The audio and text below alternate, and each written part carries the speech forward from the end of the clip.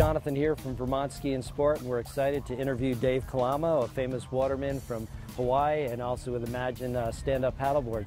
David, I have a question for you. If somebody wants to get into stand-up paddling and they've never done it and they're worried about, will I get good? How long will it take? I always say, just go get a board and start having fun. It's one of the greatest things. What would you recommend to someone to get started in stand-up paddling?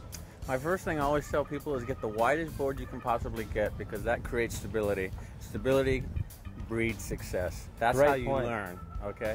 Once you get through that initial stage, then you can start going narrower and you can go longer or ride waves, whatever the case might be. But the wider you can get to start with, the easier it's going to be to learn. Oh.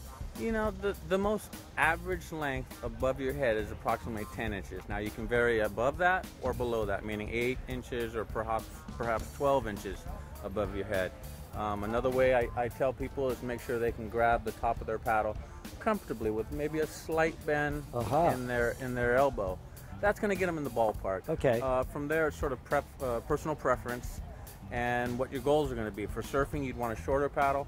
For racing, perhaps a little bit longer. So the longer your paddle, the more upright you can paddle, and the shorter, the more you're going to start to bend over. So it's personal preference.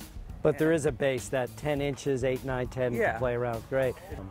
Well, if you're just getting into long distance paddling, I would go with something a little flatter bottom, meaning a planing style hull. Okay. But once your balance gets pretty adept and you're capable, a displacement style hull is going to be more efficient.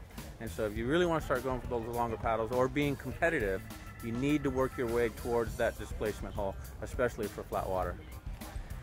One thing that I'm kind of well known for is reach. I constantly preach it, and the reason I do is because the more you reach, the more you integrate all the larger muscles in your body.